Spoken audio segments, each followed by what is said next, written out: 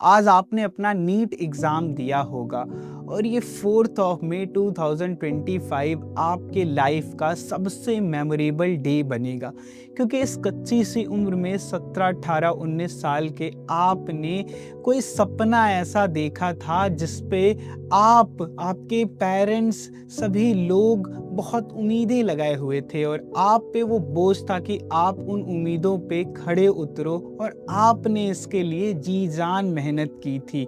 आपने IPL match नहीं देखा इस साल, आपने मूवीज़ नहीं देखी, आपने फैमिली फंक्शंस नहीं अटेंड किए, आपने इतने कॉम्प्रोमाइज़ेस किए, आपने हर एक चीज़ किया जिससे आप अपना एक-एक मिनट अच्छे से यूटिलाइज़ करके इस तैयारी में अपना बेस्ट दे सको। लेकिन फिर भी आज आपने जब एग्ज़ाम दिया तो आपको वो फीलिंग आ गई होगी कि मेरा एग्ज़ाम कैसा जा रहा है और मेरा सिलेक्शन होगा या नहीं होगा।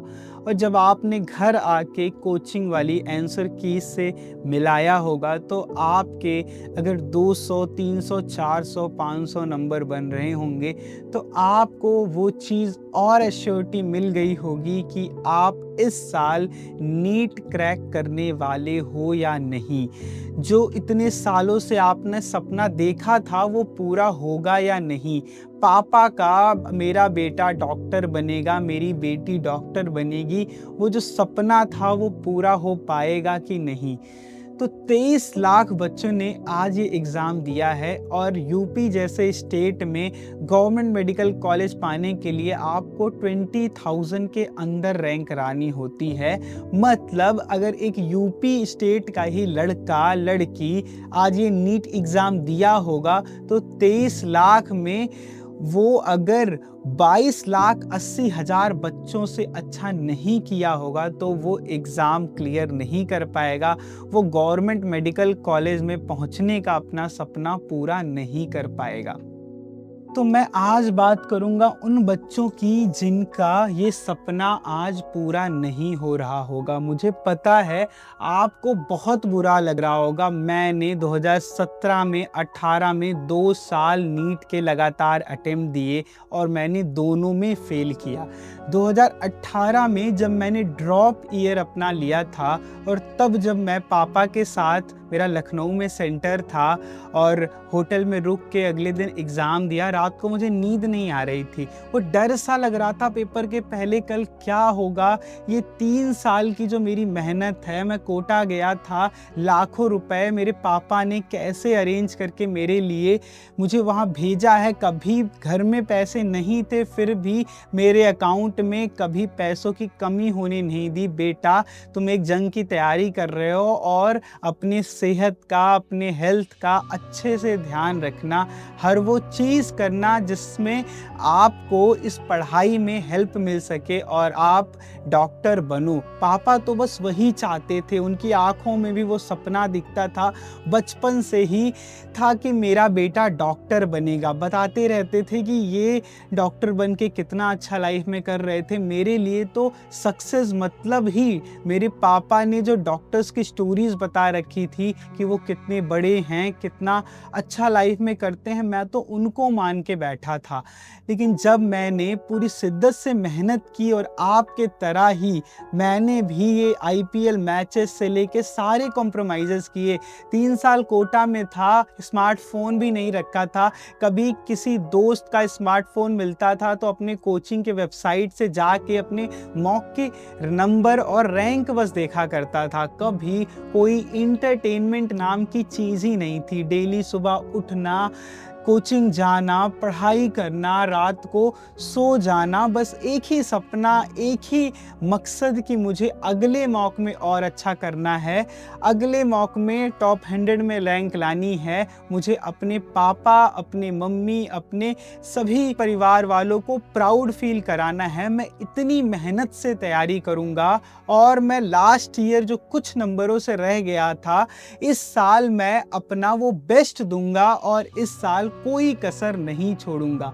मैंने की थी पूरे साल तैयारी, लेकिन फिर भी मैं जब एग्ज़ाम दिया तो मुझे एग्ज़ाम के बाद वो फीलिंग आ गई थी कि ये वैसा पेपर नहीं गया है जैसे मैं मॉक टेस्ट भी दिया करता था और जिससे मेरा सिलेक्शन हो सकता था। मुझे पेपर के बाद ही रोना आ रहा था, लिटरली मेरे दिमाग में बस ये चल रहा था कि यार मेरा कुछ भी नहीं हो सकता है। भगवान, मैंने इतना मन्नतें मानी थी, मेरी मम्मी पापा इतने दिनों से उन्होंने कितनी मन्नतें मानी थी और मैं उनका एक सपना नहीं पूरा कर सका। मुझे ये फीलिंग हो रहा था यार, जब इतना रिसोर्सेज वो लगा रहे थे तुम्हारे ऊपर, तुमने अपने साइड से क्या कमी की, क्यों नहीं क्लियर कर पाए ये एग्जामिनेशन। मैं इतना डाउन हो गया था कि मैं ये सोच रहा था मेरा लाइफ में कुछ भी नहीं हो सकता है, कुछ नहीं, मैं एक कटोरा लेके भीख मांग लूँगा, मैं उससे ही काम चला लूँगा। लेकिन मैं बहुत टूट गया था, मुझे उस फेज से निकलने में सालों लग गए। मेरे पापा मम्मी, मैं सबको डिसअपॉइंट किया था, मेरे रिलेटिव्स और वो लोग जो कभी मुझे बहुत अच्छा समझते थे, सब बदल गए थे इस एग्ज़ाम के बाद। ऐसे ऐसे लोग आपको कॉल करके पूछते हैं रिलेटिव्स में कि बेटा कैसा गया पेपर, आप तो डॉक्टर बनने गए थे ना, क्या हुआ। वो लोग जो आपको कभी पूछते भी नहीं थे, उनको अचानक से आपकी फिक्र हो जाती है। हर कोई आपको बस नीचा दिखा रहा होता है कि ऐसी बातें, जब आप पूरी ईमानदारी से मेहनत किए रहो, भगवान से भी आपने इतना प्रार्थना किया हो कि भगवान बस एक ही इच्छा है पूरी कर दो, मैं अपने लिए नहीं, मैं अपने पेरेंट्स के लिए वो खुशी देना चाहता हूँ, क्योंकि मुझे नहीं पता था उस छोटी सी उम्र में कि मुझे दोबारा भी कोई वो खुशी देने का इसके अलावा मौका मिलेगा या भी नहीं। पापा मुझे एग्ज़ाम के बाद मैं रो रहा था, मुझे ले गए, बेटा कोई बात नहीं, फिर से देखेंगे, ऐसे लाइफ में और मौके मिलते हैं। मुझे पता था वो जो ये बातें बोल रहे हैं इसके पीछे उनका पेन कितना गहरा है।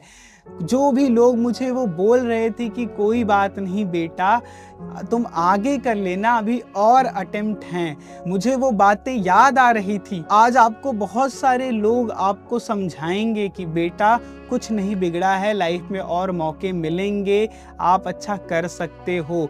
लेकिन उनमें से ही आप पाओगे कि बहुत सारे लोग कुछ दिन बाद आपकी कंपैरिजन कर रहे होंगे उन लोगों से जो सफल हो गए, जिन्होंने नीट क्रैक कर लिया, और वो आपकी पीठ पीछे बातें करेंगे कि आपने ही कोई कमी की होगी, आप सेलेक्ट इसलिए नहीं हुए। मेरे लिए वो लाइफ का सबसे टफ फेज था और मुझे कभी नहीं लगता था कि मैं नीट के इस फेज से, इस दुख से कभी अपने आप को भुला पाऊंगा। मुझे सच में डॉक्टर बनने की इतनी शिद्दत नहीं थी, मुझे बायोलॉजी बहुत पसंद था, इसलिए मैं नीट के तैयारी में आ गया था। मैथ पसंद नहीं थी तो मुझे इंजीनियरिंग साइड जाना नहीं था, मुझे पीसीएम लेना नहीं था, तो मैं तो इसलिए पीसीबी ले लिया था। लेकिन जो पूरा सोसाइटी हमें जो माहौल बनाता है, हम अपने पेरेंट्स को जब देखते हैं कि हम अपने पेरेंट्स को, हम मिडिल क्लास के लोग हमेशा अपने पेरेंट्स को खुश करने के लिए, क्योंकि उन्होंने बहुत सेक्रीफाइसेस की होती हैं यार, उन्होंने अपने सारे प्लान्स को पोस्टपोन किया होता है, आपकी वो कोचिंग की फीस अफोर्ड कर पाएं, आपके अच्छी एजुकेशन मेक श्योर कर पाएं कि आप करियर में कुछ अच्छा करोगे। मेरे पेरेंट्स को भी नहीं पता था कि नीट में फेल होके भी मैं कुछ कर सकता हूँ, मैं कोई ढंग का आदमी बन सकता हूँ, लाइफ में कुछ अचीव कर सकता हूँ। तो उनका दुखी होना बहुत ऑब्वियस था और मेरा भी दुखी होना उतना ही ऑब्वियस था। और आप भी आज इसीलिए दुखी होगे क्योंकि आपको होगा कि इस एग्ज़ाम के बाद भले कोई कहे क्या ऑप्शंस है मेरे पास, मैं इतना अच्छा लाइफ में कुछ नहीं कर सकता हूँ। आपके दिमाग में बस अभी यही चल रहा होगा कि क्या मैंने जो गलतियाँ की हैं उनको एनालाइज करके मैं एक और अटेम्प्ट ले लूँ, क्या मैटर करता है, 1 साल और चला जाएगा और आप लोगों में से बहुत सारे लोग तो ऑलरेडी 2-4 साल लाइफ के अपने इस एग्ज़ाम के चक्कर में दे चुके होंगे और आपको कोई और अपॉर्चुनिटी दिखती भी नहीं होगी। आज मैं आप सभी बच्चों को बस यही कहूँगा कि आप इस फेलियर से निकलने के लिए दूसरों का सहारा लेना बंद करो। आप अगर आज फेल हुए हो, आप अगर इससे बाउंस बैक करना चाहते हो, मैंने किया था यार, मैं 2 बार फेल हुआ था, कॉलेज गया, कॉलेज में मैथ में भी फेल हो गया और मैं दोबारा कॉलेज में मैथ का कंपार्टमेंट पेपर दिया, उसमें भी फेल हो गया। मैं 4 साल लाइफ में लगातार बस फेल ही होता रहा। एक मोमेंट ऐसा था कि जिस कॉलेज में नीट में फेल होके मैं गया था, वहाँ से मुझे टर्मिनेट भी किया जा सकता था। मैंने उस मोमेंट से भी लाइफ में बाउंस बैक किया है यार, मैंने लाइफ का लोएस्ट देखा है। तो मैं आपको पूरे गारंटी के साथ कह सकता हूँ, आप में से जो बच्चे जिन्होंने ईमानदारी से एफर्ट्स पुट किए होंगे और वो आगे लाइफ में कुछ करना चाहते हैं, वो ज़रूर बाउंस बैक कर सकते हैं और बहुत बड़ी बड़ी चीज़ें कर सकते हैं। केवल दुनिया में डॉक्टर्स ही सक्सेसफुल नहीं हैं। आप दुनिया के सबसे सक्सेसफुल लोगों में देखोगे तो आपको हर एक ऑक्यूपेशन के लोग मिलेंगे। आप भारत के रिचेस्ट पर्सन, आप दुनिया के रिचेस्ट पर्सन को देखोगे, वो डॉक्टर नहीं हैं। आप जो लीडरशिप में टॉप के पोजीशन के लोगों को देखोगे, वो डॉक्टर नहीं हैं। तो डॉक्टर बनना बस एक टूल था, एक गेटवे था आपके करियर प्रोग्रेशन के लिए, लेकिन ये केवल एक लौता करियर प्रोग्रेशन का आपके माध्यम नहीं था।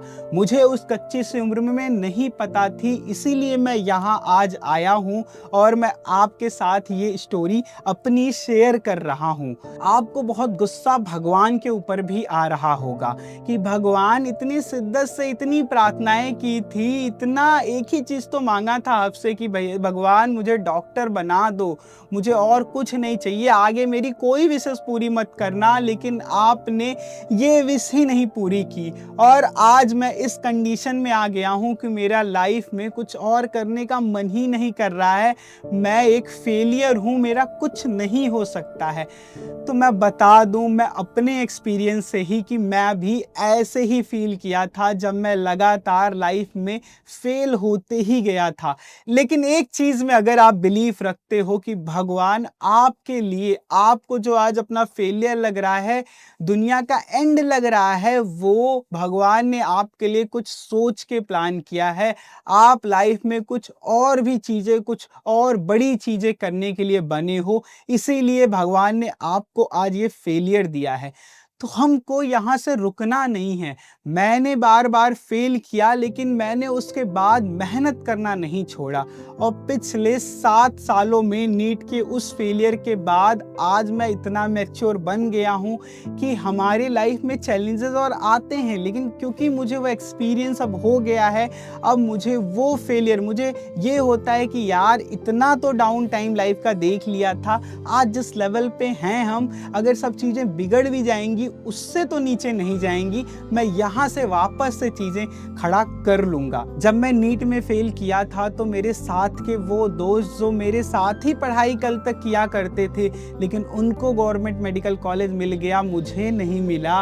वो एक बार बस कॉल किए थे कॉलेज में पहुँचने के बाद कि क्या हुआ, तुम्हारा नहीं हुआ सिलेक्शन, फिर क्या कर रहे हो। मैंने बताया कि मैं एक नाइजर जैसे कॉलेज में पढ़ाई कर रहा हूँ, बड़ा अच्छा कैंपस है, फैसिलिटी है, लेकिन उनको था कि ठीक है ना बस, लेकिन मेरे लेवल का नहीं है। अब ये ऐसे बीएससी एमएससी कर रहा है कोई कॉलेज से, वो समझते नहीं थे कि नाइजर क्या है। वो एमबीबीएस के अलावा, गवर्नमेंट कॉलेज के अलावा किसी चीज़ को वैल्यू नहीं करते थे और वो मुझसे कभी पूरे पिछले कुछ सालों में कनेक्टेड ही नहीं रहे, जब मैं आगे कॉलेज में जाके भी लगातार फेल कर रहा था। बट हमने जब साइस्ट्रा की जर्नी अपनी स्टार्ट की और हमने पिछले 4 सालों में 3 लाख स्टूडेंट्स की कम्युनिटी बनाई, हज़ारों बच्चे हमसे मेंटर होके भारत के सभी टॉप रिसर्च इंस्टीट्यूट में पहुँचे। हम भारत के रिसर्च लैंडस्केप में परिवर्तन लाने के लिए इतने बड़े बड़े लोगों से हम कोलैबोरेशंस स्टार्ट किए। अभी आज ही हमारे ऑफिस में हमसे मिलने भारत की पहली डिस्टिंग्विश्ड वुमेन साइंटिस्ट CSR की आई थी, जो कि 80 ईयर्स में पहली बार किसी वुमेन को ये रिकॉग्निशन मिला है। वो भारत के सबसे बड़े CSIR council for scientific and industrial research के सबसे बड़ी पोजीशंस को रिप्रेजेंट करती हैं। वो आज हमारे साइस्ट्रा के ऑफिस में हमसे मिलने आई थी। वो हमसे काफ़ी इम्प्रेस्ड हैं जो हमने साइंस कम्युनिकेशन में भारत के रिसर्च लैंडस्केप में हमने जो एफर्ट्स पुट किए हैं एक सपोर्ट सिस्टम बनाने के लिए। अगर आज मैं एक कोई मेडिकल कॉलेज में सीट पा गया होता तो मैं आज साइस्ट्रा को बिल्ड करने में अपना पार्ट ही नहीं ले पाया होता। आज हम इतने बच्चों तक, आज हम भारत के रिसर्च इकोसिस्टम में चेंज लाने का जो प्रयास कर रहे हैं वो हम कर ही नहीं पाए होते। और लाइफ के इतने एक्सपीरियंसेस मैंने जो पिछले सालों में लिया है वो सब कुछ हो ही नहीं पाया होता। तो आप भगवान को प्लीज़ कुछ मत कहिए, बस भगवान को आप ग्रेटिट्यूड कहिए कि आपने भगवान जो भी किया है वो अच्छे के लिए किया है। मैं इस दिन को हमेशा अपनी ज़िंदगी में याद रखूँगा और अपनी साइड से जी जान लगा दूँगा। आज हम सब एक डायरी बनाएंगे और उस डायरी में आज की अपनी जो भी फीलिंग्स हैं उनको ज़रूर लिखेंगे। ये फीलिंग्स आपके लिए बहुत इम्पॉर्टेंट हैं। जब आप लाइफ में कभी डाउन फील करें तो आप इसको पढ़ना, आपको एक मोटिवेशन मिलेगा कि आपको यहाँ से ऊपर जाना है। आपने अपने लाइफ का लोवेस्ट टच कर लिया है, अब आपका टाइम है कुछ बड़ा करने का। और इस बड़ा करने में, आपको लाइफ में आगे मचाने में हम सब पूरी साइस्ट्रा की टीम आपके लिए हमेशा अवेलेबल रहेगी। आप हमारे सपोर्ट में कभी भी मैसेज कर सकते हैं। आप हमें पर्सनली लिंक्डइन पे मैसेज कर सकते हैं, इंस्टाग्राम पे मैसेज कर सकते हैं। आपको जो भी प्रॉब्लम फेस हो रही है, आप जिस कंडीशन में हो, आप हमसे बात करो। हम आपके हेल्प करने के लिए, आपको इस फेज से कोप करने के लिए अपने एक्सपीरियंसेस से पूरी कोशिश करेंगे। तो कोई भी बच्चा अभी रोएगा नहीं, अभी डिमोटिवेट नहीं होगा, अभी अपनी लाइफ का एंड नहीं समझेगा। इस एग्ज़ाम के एक फेलियर से हमको बहुत सारी चीज़ें करनी हैं, हम लाइफ में बहुत बड़ा करेंगे। आप बस लगे रहो और मुस्कुराइए। आप इस फेलियर को एक्सेप्ट करके आगे बढ़िए। All the best.